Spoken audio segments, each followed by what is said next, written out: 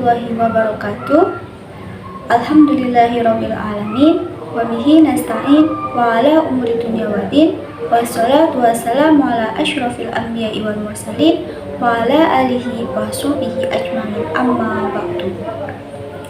Perkenalkan, nama saya Zahratul Fauzia dengan NIM 224-110-40-2098 dari kelas 3 IB. Tujuan dari pembuatan video ini yaitu untuk memenuhi tugas ulangan tengah semester dari mata kuliah pembelajaran PAI berbasis multimedia. Nah, pada kesempatan video kali ini saya akan menjabarkan persoalan-persoalan yang sudah diberikan oleh Bapak dosen, yaitu Bapak dosen Nur Halim. Langsung saja, di sini saya akan menjelaskan pada persoalan pertama, yaitu tentang urgensi atau pentingnya pemahaman sumber belajar PAI berbasis multimedia bagi para calon guru PAI.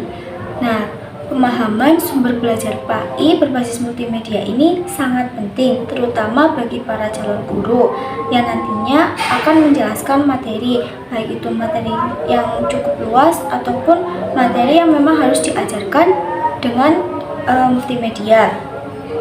Adapun urgensi atau pentingnya pemahaman sumber belajar PAI berbasis multimedia bagi calon guru, terkhususnya bagi calon guru PAI, yang pertama yaitu meningkatkan interaksi siswa.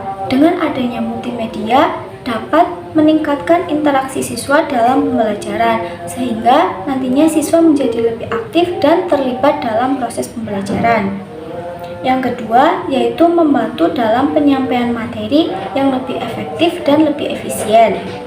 Dengan adanya perkembangan teknologi, penyampaian materi menjadi lebih mudah. Guru itu tidak hanya terpaku pada satu buku saja, tetapi guru ini dapat menggunakan media lain seperti penggunaan PPT ataupun penggunaan proyektor seperti menampilkan video animasi. Nah, dengan cara seperti itu, peserta didik menjadi lebih tertarik pada pembelajaran. Nah, guru juga dalam penyampaiannya menjadi lebih efektif dan lebih efisien. Nah, yang ketiga yaitu meningkatkan minat siswa. Hal ini sama seperti yang sebelumnya saya jelaskan. Dengan adanya perkembangan multimedia, guru menjadi lebih kreatif dan lebih inovasi dalam penyampaian materinya, sehingga peserta didik menjadi lebih minat dalam pembelajaran. Yang keempat yaitu mengatasi kesulitan belajar pada golongan yang berkebutuhan khusus. Jadi dengan adanya perkembangan multimedia ini dapat mengatasi bagi orang-orang yang kesulitan belajar, terutama pada golongan yang berkebutuhan khusus. Dengan demikian, sebagai guru PAI, keterampilan dalam pengembangan berbasis multimedia ini sangat diperlukan, sehingga bagi para calon guru ini untuk mempelajari dan mengembangkan bagaimana cara mendesain pembelajaran dengan menggunakan multimedia, sehingga siswa menjadi lebih tertarik dan lebih minat dalam proses pembelajaran. Soalan yang kedua yaitu dasar-dasar teori pendidikan yang sangat erat kaitannya dengan urgensi atau pentingnya multimedia sebagai media pembelajaran. Di sini saya mengambil 3 teori. Yang pertama yaitu teori belajar sibernetik, yang kedua teori belajar kognitif, dan yang ketiga teori belajar konstruktivistik. Nah, pada teori belajar sibernetik ini menjelaskan belajar yang dikombinasikan dengan teknologi informasi. Ya, contohnya seperti ini pada pembelajaran PAI dengan menggunakan teknologi multimedia. Nah, yang kedua yaitu teori belajar kognitif. Pada teori belajar kognitif ini membahas tentang bagaimana peserta didik memproses informasi dan bagaimana informasi tersebut dapat disimpan dalam jangka waktu yang panjang. Yang ketiga yaitu teori belajar konstruktivistik. Pada teori ini membahas belajar lebih membentuk makna. Nah, pada teori ini membahas tentang bagaimana peserta didik membangun pengetahuan dan pemahaman mereka sendiri melalui pengalaman dalam belajar.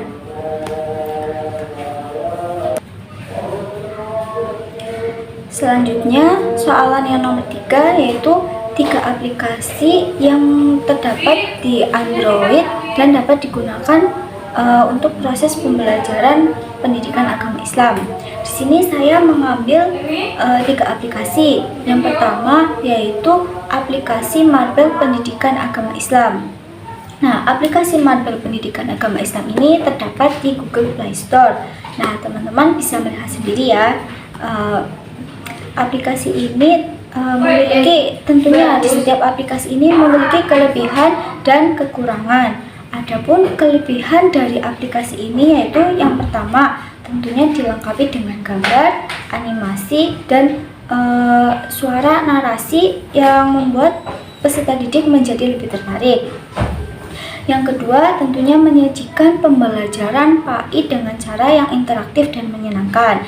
Yang ketiga, terdapat 2 fitur bahasa. Yang pertama yaitu dengan penggunaan bahasa Arab dan juga bahasa Indonesia. Jadi teman-teman bisa menggunakan bahasa Arab ataupun juga dengan menggunakan bahasa Indonesia.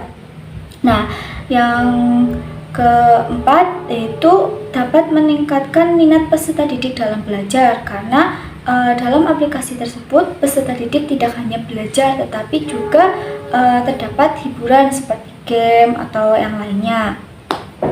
Nah, selain dari kelebihan tentunya ada kekurangan. Kekurangan yang pertama, tidak semua smartphone Android itu dapat mendownload aplikasi tersebut. Nah, yang kedua, tidak semua fitur itu dapat diakses secara gratis. Dan yang ketiga, tidak semua materi pembelajaran PAI itu terdapat pada aplikasi tersebut. Dengan demikian, aplikasi Marbel Pendidikan Agama Islam ini dapat menjadi alternatif media pembelajaran yang efektif dan efisien, terutama bagi peserta didik yang memiliki akses smartphone Android dan juga perlu pengawasan dari orang tua. Selanjutnya, aplikasi yang kedua yaitu aplikasi Cerdas Cermat Islami. Nah, Cerdas Cermat Islami ini aplikasi tentunya terdapat di Google Play Store. Nah, dalam aplikasi ini terdapat beberapa tingkatan seperti tingkatan untuk SD atau MI, SMP atau MTS, SMA atau MA atau yang sederajatnya. Nah, aplikasi ini berisi tentang kuis-kuis tentang materi pendidikan agama Islam. Adapun kelebihan dari aplikasi ini yang pertama tentunya menyediakan soal-soal latihan tentang materi agama Islam. Yang kedua, dapat meningkatkan kemampuan daya ingat. Nah, yang kedua ini dapat meningkatkan kemampuan daya ingat. Yang ketiga, selain dijadikan untuk media pembelajaran, aplikasi ini juga bisa dijadikan sebagai media hiburan. Ya, seperti itu melalui kuis ataupun video-video animasi. Nah, yang keempat, dapat meningkatkan motivasi penggunaan dalam belajar melalui permainan interaktif. Selanjutnya yaitu kekurangan dari aplikasi ini, tidak semua fitur itu dapat diakses secara gratis. Kemudian tidak semua pengguna aplikasi tidak semua pengguna aplikasi ini dapat menggunakannya karena keterbatasan akses smartphone. Nah, yang ketiga, tidak semua soal yang disajikan ini sesuai dengan kurikulum yang sedang berlaku. Jadi bisa saja materi ini materi dari kurikulum yang sebelum-sebelumnya. Jadi tidak sama seperti dengan kurikulum yang sedang sekarang. Selanjutnya pada aplikasi yang ketiga yaitu aplikasi Ruang Kajian tentang Paham Islam. Isi dari aplikasi tersebut yaitu berisi tentang kajian-kajian dari berbagai para penceramah. Aplikasi ini biasanya digunakan untuk jenjang seperti jenjang SMP, SMA, atau jenjang yang lebih tinggi. Isi dari aplikasi ini yaitu berisi tentang kajian-kajian atau materi-materi tentang agama Islam. Adapun kelebihan dari aplikasi ini yaitu yang pertama, aplikasi ini dapat diakses kapanpun secara online. Maksudnya aplikasi ini bagi para pengguna, aplikasi ini dapat digunakan secara online. Nah, yang kedua, aplikasi ini dapat diakses dimanapun dan kapanpun asalkan terhubung dengan internet. Yang ketiga, dapat memperluas pengguna dalam pemahaman tentang agama Islam.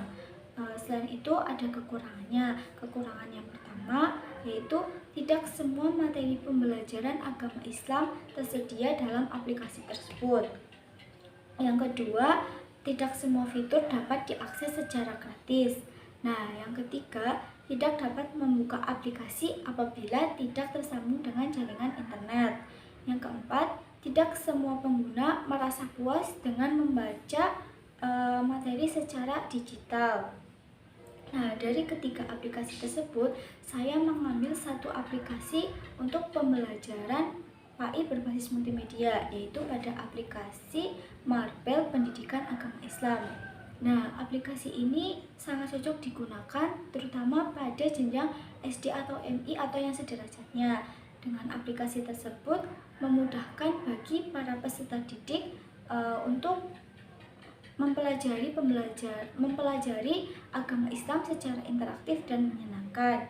Nah, di dalam aplikasi tersebut ini terdapat berbagai fitur seperti Asmaul Husna, kemudian nama-nama nabi, nama-nama malaikat beserta tugasnya, dan animasi-animasi lainnya, serta terdapat beberapa video atau lagu-lagu anak-anak yang membuat mereka menjadi lebih senang dalam pembelajaran agama Islam. Nah, sehingga dengan aplikasi tersebut peserta didik ini menjadi lebih senang dalam menerima materi pembelajaran. Mungkin sekian yang dapat saya sampaikan. Semoga informasi yang saya bagikan ini menjadi bermanfaat bagi teman-teman semua. Sekian yang dapat saya sampaikan. Wassalamualaikum warahmatullahi wabarakatuh.